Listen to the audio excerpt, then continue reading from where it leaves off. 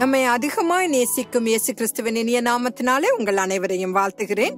இன்று ஆதி அன்பை இழந்து விட்டீர்களா என்பதை குறித்து நாம் தியானிக்கலாம்.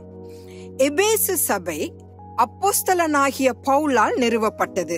இது ஆரம்ப கால சுவிசேஷத்தின் விளைவாக தொடங்கப்பட்ட சபை. கடின இருதயங்களும் கலகக்காரர்களும் இருந்த எபேசுவில் உள்ள ஜெப ஆலயத்தில் பவுல் பிரசங்கம் பண்ண தொடங்கினார். அதற்கு பின் தம் சீஷர்களை அழைத்து சென்று 2 ஆண்டுகள் அங்குள்ள திரனு என்பவரின் பள்ளியில் தங்கி அவர்களுக்கு கற்றுக் கொடுத்தார்.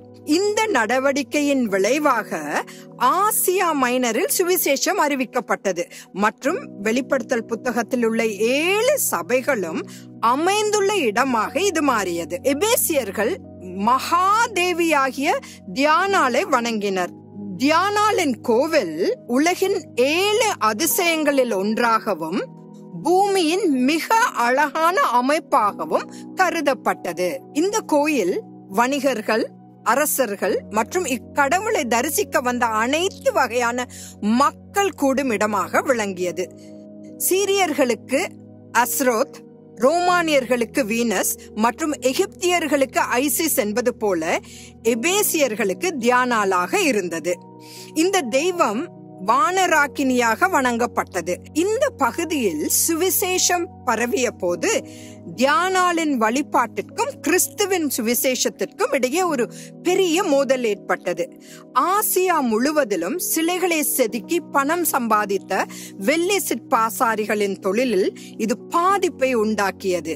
எபேசுவில் உள்ள கிறிஸ்துவர்கள் இயேசுவுக்காக வேரூன்றினர், மற்றவர்கள் தியானாலுக்காக வேரூன்றினர். யூத முறைமையாளர்களில் இருந்த சில கள்ள போதகர்கள் கிறிஸ்தவர்களாக மாறியவர்கள் நியாய பிரமாணத்தை தொடர்ந்து கடைபிடிக்க வேண்டும் என்று சபைகளில் கட்டாயப்படுத்தினர். அவர்கள் சபையை மீண்டும் யூத நியாய பிரமாணத்தின் கீழ் கொண்டு வர விரும்பினர். சபை ஆதியில் இருந்த அனலை இழந்து வெதுவெதுப்பான நிலைக்கு சென்றது.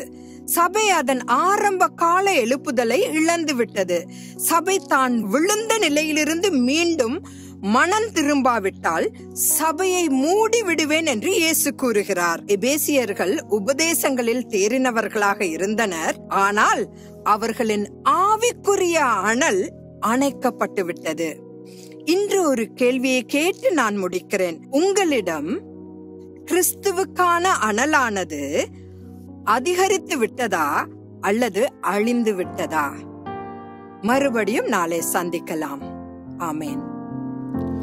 திவ்ய அன்பின் சத்தத்தை ரட்சகா கேட்டு உம்மை அண்டினேன்.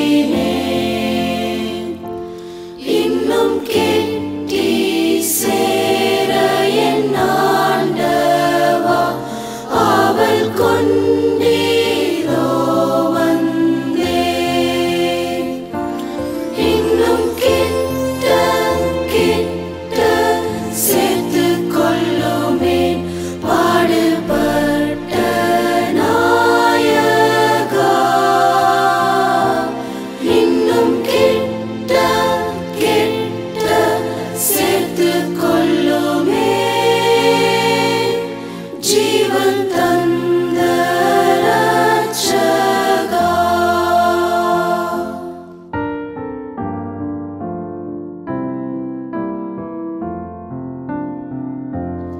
என்னை முற்றுமே இந்த நேரத்தில் சொந்த